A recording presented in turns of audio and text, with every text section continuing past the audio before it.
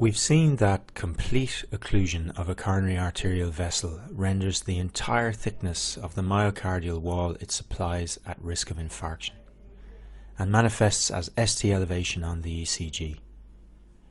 In the absence of treatment, the process may progress to complete transmural infarction of the area involved, with development of pathological Q waves. In contrast, partial occlusion of a coronary arterial vessel results in an incomplete reduction of arterial supply to a region of myocardium. Ischemia in the area supplied by the partially occluded vessel, illustrated here in the lateral wall of the left ventricle, is primarily targeted on the subendocardial aspect of the affected region. In the great majority of these cases, this does not result in ST segment elevation on the ECG. Myocardial ischemia secondary to partial occlusion of a coronary arterial vessel manifests on the ECG in a number of different ways. Rarely, but importantly, the ECG may remain normal, at least for a time. However, the classical ECG abnormalities associated with ischemia are depression of the ST segment below the isoelectric line, this is the most common finding, or, as illustrated here, inversion of T waves in leads with dominant OR waves, loss of concordance. On occasion, ischemia manifests as a combination of both ST segment depression and T wave inversion. If such an episode of partial occlusion resolves with no infarct developing in the ischemic area, the patient is said to have suffered an episode of unstable angina. In some cases of partial obstruction, however, the loss of blood supply may be sufficient to progress to infarction in a limited region of the ischemic area. The susceptibility of the ventricular wall to this type of partial thickness infarction is not uniform. Again, the subendocardial region seems to be the most precarious in terms of blood supply. The ECG changes associated with infarction in this situation are identical to those of pure ischemia, with depression of the ST segment, T-wave inversion, or both.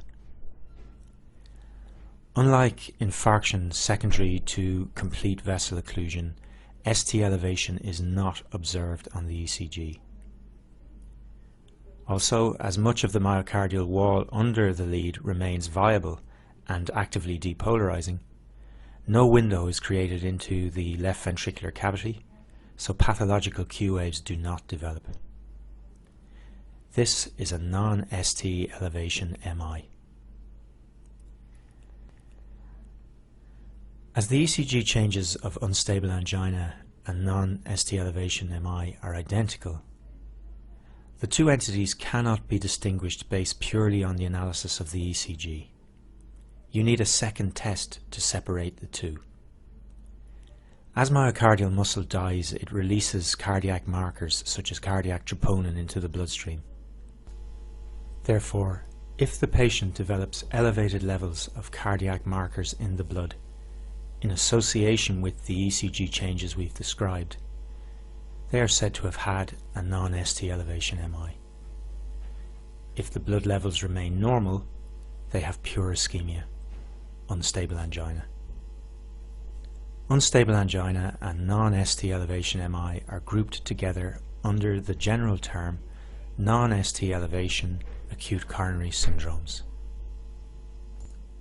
The mechanism generating ST depression and T-wave inversion in patients with unstable angina and non-ST elevation MI are poorly understood. They may relate to abnormal electrical events at the margins between ischemic and adjacent normal regions of myocardium. Perhaps for this reason, and in marked contrast to ST elevation MI, the distribution of the ECG changes among the leads correlates poorly with the vessel obstructed. The ECG shown here from a patient with typical chest pain demonstrates T-wave inversion, which is certainly consistent with myocardial ischemia. However, we cannot deduce which coronary vessel is involved. So, We've seen that in ST elevation MI, untreated complete arterial occlusion may progress to infarction of the full thickness of the affected myocardial wall. This may be associated with the development of pathological Q waves in the leads overlying the dead muscle. In contrast, partial occlusion may progress to localized infarction, the process tending to focus on the subendocardium. This situation is characterized by depression of the ST segment and/or T-wave inversion. Q waves do not generally develop. Because of these associations between ECG abnormalities and pathological findings, you may see these differing situations referred to as Q-wave MI, full thickness infarction, or transmural infarction, or in the case of non-ST elevation MI, non-Q-wave infarction, partial thickness, or subendocardial infarction. While these designations do have meaning in the presence of further supporting evidence, such as echo or cardiac MRI, the anatomical and pathophysiological correlations they imply are far from perfect, and the terms should not be used interchangeably. At the present time, when dealing with suspected acute coronary syndrome, the key is the initial diagnosis, followed by accurate identification of the presence or otherwise of significant ST elevation. The latter is the prime determinant of the appropriate treatment pathway.